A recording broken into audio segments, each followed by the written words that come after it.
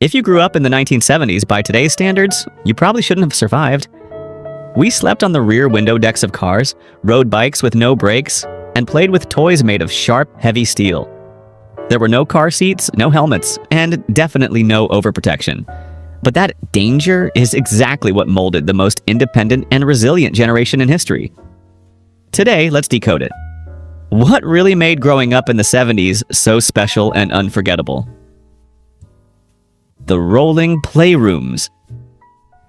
Let's start with a sound, that distinct thud of a heavy steel sedan door slamming shut. If you were a 70s kid, that was the signal that an adventure was about to begin. But forget those bulky car seats or 5-point harnesses. Back then, safety was, well, optional. Most of us remember the feel of those vinyl seats on a scorching July afternoon. It was a total heat trap. If you were wearing shorts, sitting down was a true test of courage. You'd hear your skin stick to the hot plastic, and every move was a painful crackle and pop. And seat belts? They were usually buried deep in the seat cracks, forgotten and covered in dust. We were like loose grains of salt in a shaking jar, tumbling, climbing from the back to the front, or standing straight up to talk to Dad while he was cruising at 60 miles per hour on the highway. No one complained. No one was scared. It was a wild kind of freedom that kids today will never truly understand. Do you remember the feeling of your thighs sticking to those hot vinyl seats? If you do, type "ouch" in the comments. The station wagon kingdom. If your family owned a station wagon, maybe a Ford Country Squire with those iconic faux wood panels on the side, congratulations, you owned a mobile mansion. The best part wasn't the driver's seat, it was the way back. That was where space and imagination met. We'd sprawl out back there with our siblings, like surrounded by sleeping bags, coolers, and a pile of Matchbox cars. But the wagon's secret weapon was that retractable rear window. Mom would hit the switch on the dash, and whoosh, the whole world rushed in. We'd hang out the back, face to face with the cars tailgating us, remember that? Making faces at truck drivers, waving at strangers, and breathing in that thick, sweet smell of leaded fumes swirling behind the car. Today they call it pollution, but back then it was the smell of a road trip. It was the smell of freedom. The rear window deck and dashboards. For families without a wagon, we had another first-class seat. The rear window deck of a sedan. It was the perfect spot for smaller kids. You just climb up, lie down, and stare at the sky. I can still vividly remember lying there, watching the power lines along the highway bounce up and down with the rhythm of the car. The wooden utility poles whipped by like chess pieces, and the deep hum of the V8 engine underneath was like a lullaby. Inside the cabin, everything was metal and hard plastic. We entertained ourselves by playing with the chrome ashtrays in the doors, which were usually stuffed with gum wrappers or loose change. And who could forget the cigarette lighter, that little cylinder that, when pushed in, would pop out with a glowing red circle like the eye of a devil. Most of us learned our first lesson about heat by accidentally touching that red ring. Those tiny burns on our fingertips were like graduation certificates for the 70s generation. We traveled thousands of miles like that, so no iPads, no air conditioning, just a crackling AM radio and good old-fashioned conversation. That's how we learned to observe the world, how to be patient, and how to love the journey, no matter how hot or cramped it got. What was the first family car you remember clearly? Share that memory with me in the comments below. The Evel Knievel era, the age of steel and death-defying jumps. If one word defined 70s toys, it was heaviness. Today, toy stores are full of lightweight plastic with rounded edges for maximum safety. But in the 70s, toys were built by people who seemingly believed kids were immortal. Take those bright yellow Tonka trucks, an icon in every backyard sandbox. They weren't plastic. They were heavy, cold-pressed steel with sharp edges that could give you a mean cut if you weren't careful. You could leave a Tonka truck out in the rain all winter, let it rust a bit, and by summer, it was ready to haul tons of dirt again. A 10-year-old could stand on the back of one, and it wouldn't even dent. The sound of those hard plastic wheels grinding on gravel and the clank of the metal bed hitting the frame was the soundtrack of our childhood. Alongside the Tonka giants, we had the world of Matchbox and Hot Wheels. These die-cast cars were the real currency of the playground. We spent hours crawling on the kitchen floor, using the tile lines as highways. But the best part was those bright orange Hot Wheels tracks. We'd link them through the living room, around the sofa legs, creating loops that defied the laws of physics. The rush of seeing a tiny car speed through a loop without falling was a pure thrill that no video game can replace. These toys didn't need batteries. They ran on gravity and our limitless imagination. Did you ever get whacked in the leg by one of those orange tracks? Share your story in the comments. The Stunt Cycle King. In the 70s, one man took bravery to a whole new level. Evel Knievel. With his white leather suit and star-spangled cape, he was a real-life superhero. All of America held its breath in front of the TV every time he cranked up his motorcycle to jump over a line of buses or attempt the Snake River Canyon in his skycycle. Whether he landed safely or suffered a bone-breaking crash, Evel always got back up. And that spirit went straight into the hearts of every kid. The toy industry captured that magic with the greatest toy of all time, the Evel Knievel stunt cycle. It was a masterpiece of simple mechanical genius. No expensive AA batteries here. Instead, it used the power of your own arm. You'd put the bike on the red launcher and crank the handle as fast as you could. You'd hear the whir of the internal flywheel getting louder and louder, sounding like a jet engine. And then, you hit the release and Evel shot out like an arrow. We spent all afternoon challenging him, jumping over stacks of books, cereal boxes, or even the family dogs. If the evil figure flew off, we just picked him up, bent his wire limbs back into place, and kept going. Evel taught us that falling isn't failing, it's just part of the game. The important thing is getting back to the launcher. Stingray bikes and homemade ramps. The inspiration from Evel didn't stay on the floor, and it turned us into real-life stuntmen on the sidewalk. Our tool of choice, the Schwinn Stingray, remember it? High ape-hanger handlebars and that long banana seat. It was the definition of cool. Some even had a stick shift on the frame like a muscle car. The Stingray let us do things modern bikes struggle with. Wheelies that lasted the whole block, and skids that left long black rubber marks on the pavement. But the peak of freedom was when the neighborhood kids gathered to build death ramps. We scoured the area for old plywood and scrap wood from construction sites, propping them up with red bricks right in the middle of the street. None of us wore helmets. No knee pads, no elbow pads. Just guts and recklessness. We'd line up metal trash cans behind the ramp and bet on who could jump the most. Crashes usually meant road rash or chipped tooth, but we called those medals. Our parents usually just glanced out the window.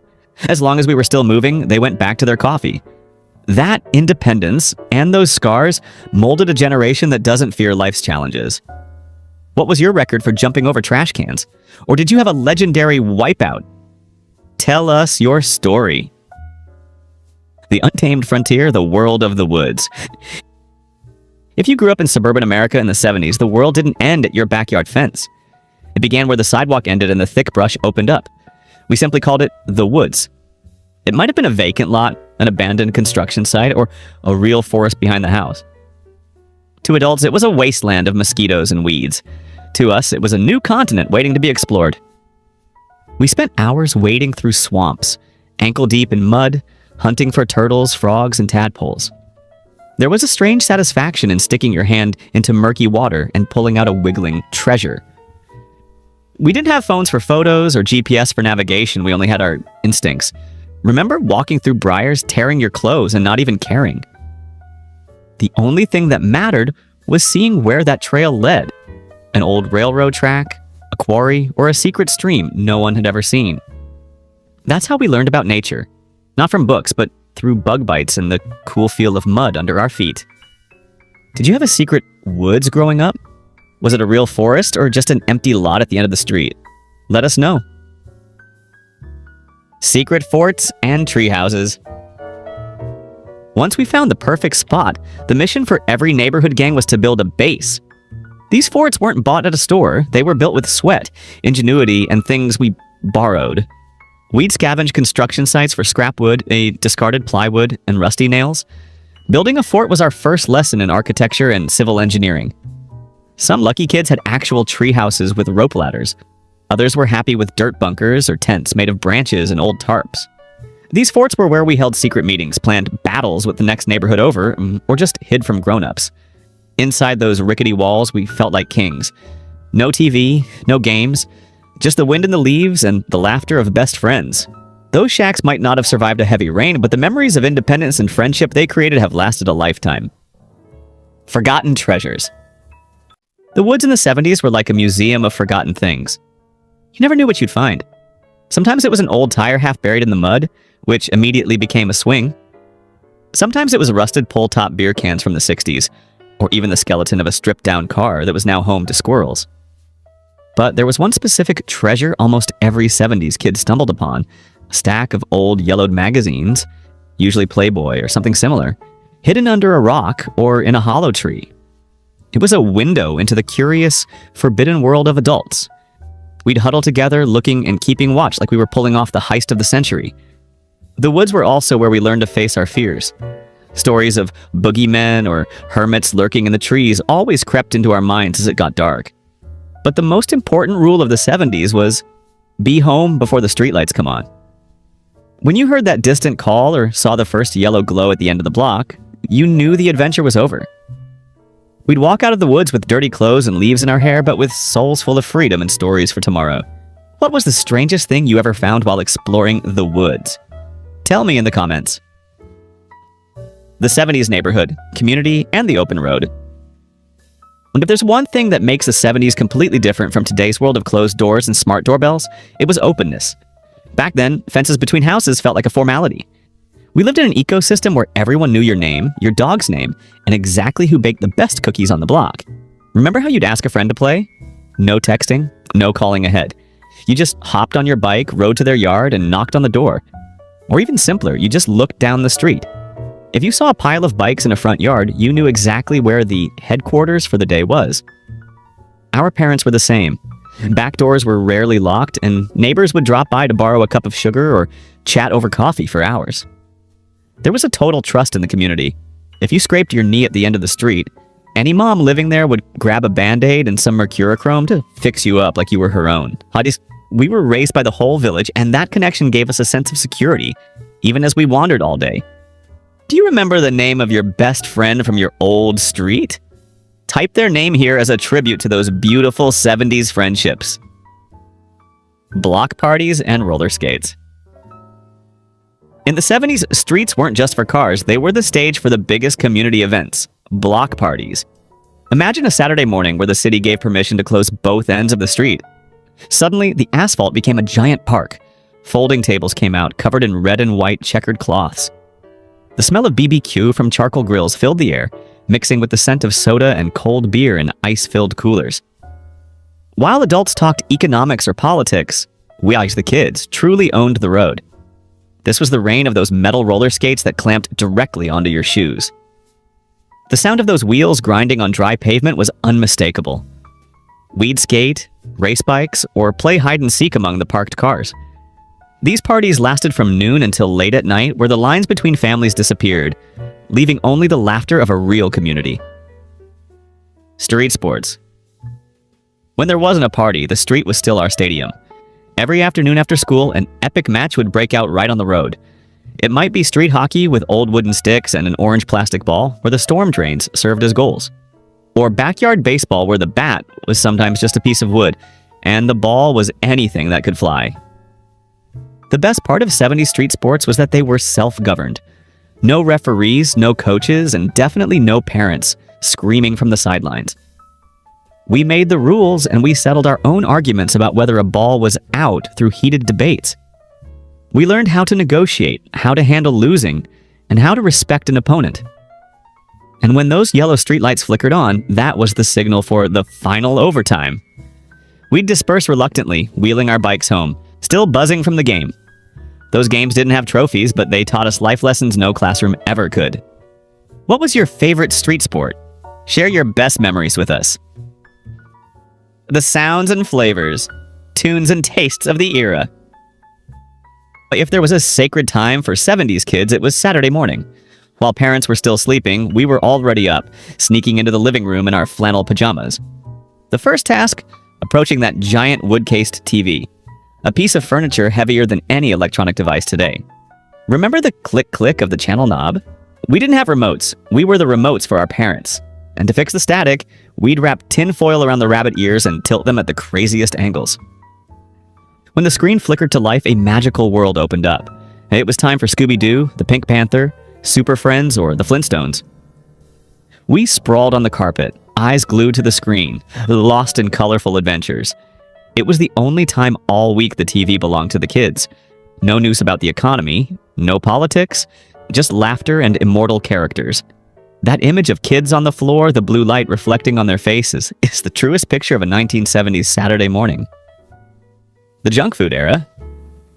Those cartoons came with a breakfast menu that would terrify modern nutritionists. The 70s were the golden age of sugar and food coloring. Remember pouring a bowl of Fruit Loops, Lucky Charms, or Cap'n Crunch? The white milk would slowly turn a magical pink or blue, and that sugar rush was enough to keep you hyped all day. And the best gift was at the bottom of the box, that tiny plastic toy we'd dig through the whole box to find. If it wasn't cereal, it was hot Pop-Tarts fresh out of the toaster, or a glass of Tang, the drink for astronauts.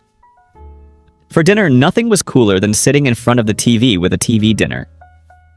Those partitioned aluminum trays with fried chicken, mashed potatoes, and mushy peas, finished with a tiny apple cobbler in the middle. There was a charming convenience to those pre-packaged meals. They represented a new modern American lifestyle. Those flavors, even if artificial, became part of our DNA. One whiff of a toaster pastry or Tang today, and the whole childhood comes rushing back. Vinyl and cassettes. You can't talk about the 70s without music. Yeah, vinyl records were every family's treasure. The feeling of sliding the disc out of its sleeve, placing the needle in the groove, and hearing that little pop and crackle before the Bee Gees, ABBA, or Led Zeppelin started playing was a ritual. We spent hours on the floor, listening and studying every word and image on the album cover. Then came cassettes and those massive boomboxes, and everything changed. Music moved from the living room to the street. We learned how to mix our favorite songs from the radio onto a blank tape, waiting anxiously for the DJ to stop talking so we could hit record at the perfect moment. Disco beats and fiery rock were the heartbeat of the era. 70s music had a powerful life to it. It connected people at disco floors and outdoor concerts. When a classic tune plays today, you feel it in your soul. What was the first cassette or vinyl you bought with your own money? Drop the artist's name so we can reminisce together. The iconic style. Freedom and bold choices. If there's one thing that makes us laugh out loud when we open old family albums, it's the 70s wardrobe. This wasn't the era of quiet luxury. No, the 70s was an explosion of color and fabric. It was the age of polyester. That magical synthetic fiber moms loved because it never wrinkled, even if it didn't breathe at all. Imagine wearing shiny polyester under the summer sun. It was like wrapping yourself in plastic wrap, but for fashion, we did it anyway. The undisputed icon of the time? Bell bottoms. The wider the flare, the cooler you were. We wore them to school, to play, and sometimes the flare was so wide it completely covered our shoes, sweeping the sidewalk as we walked. We paired them with massive butterfly collars, often in colors like burnt orange, harvest gold, or avocado green. That mix of loud plaid and thick horizontal stripes might be called a disaster today, but then it was a declaration of freedom. We didn't dress to blend in, we dressed to say, I'm here and I'm not afraid to stand out. Did you own floor-sweeping bell-bottoms or a burnt orange polyester outfit? Confess in the comments so we can relive those questionable fashion choices. The shag rugs and wood panels. The 70s aesthetic didn't stop at clothes, it flooded our homes. Walking into a 70s living room was like entering a warm cocoon of earth tones. The centerpiece was the shag carpet. Thick, long fibers that you'd practically sink into. Remember having to use a special rake to comb the carpet fibers so they'd stand up? Shag was everywhere. Living rooms, hallways, even the bathroom floor. A choice that seems unhygienic now, but was the peak of luxury back then.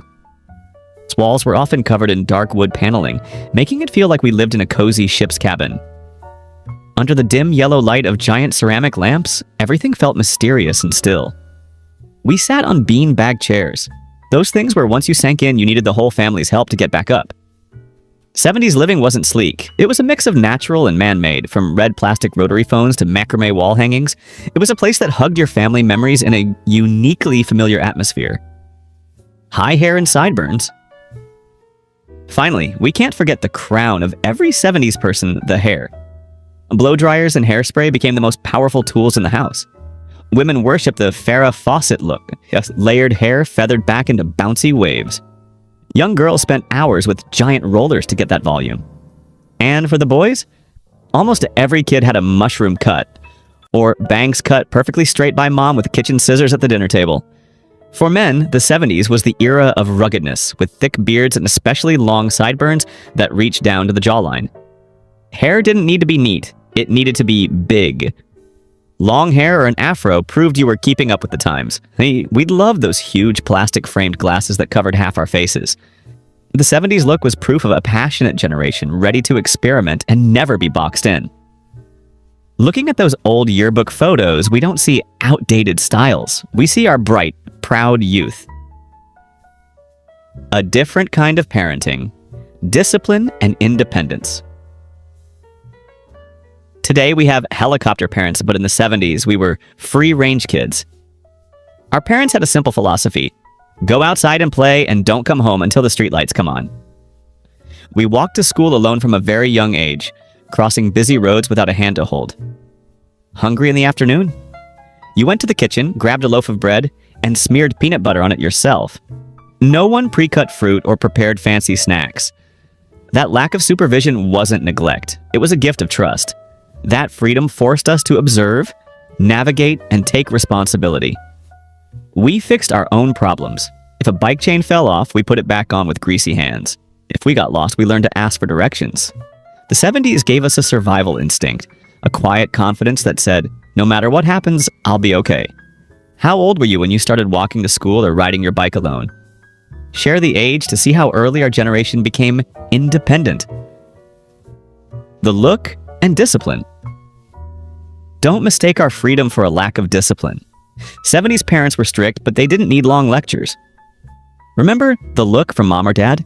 Just one sharp glance from the head of the table or through the rearview mirror was enough to stop any mischief instantly. We knew our boundaries. Back then, adults were always right. If you got in trouble at school, you got in double trouble at home. No explanations needed. Parents didn't demand justice for their kids' mistakes. They taught us to face the consequences. Family dinners were sacred. Everyone sat around the table, no phones, no TV, and we learned to listen to the grown-ups. Respect was built on a clear hierarchy. That strictness created a solid moral framework, teaching us to respect our elders and understand that the world doesn't revolve around our personal demands. Life lessons and grit.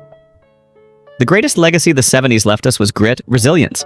We grew up in a world full of dangers by today's standards. Lead paint, secondhand smoke everywhere, sharp toys, and high falls.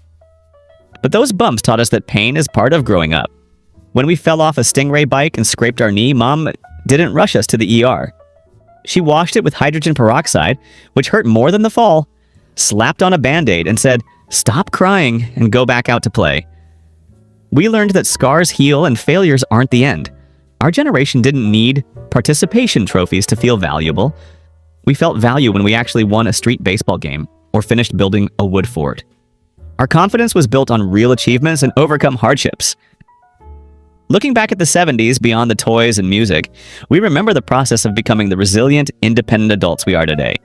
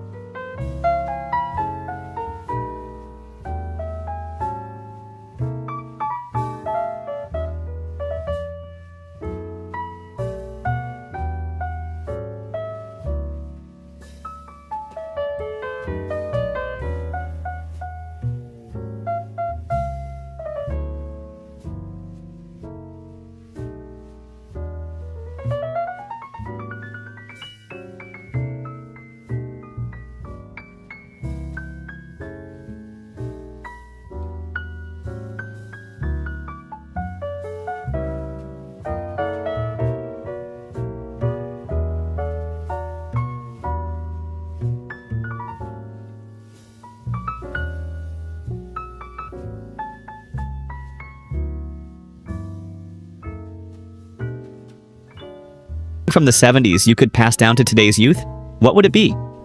Independence, courage, or community? Share your thoughts in the comments.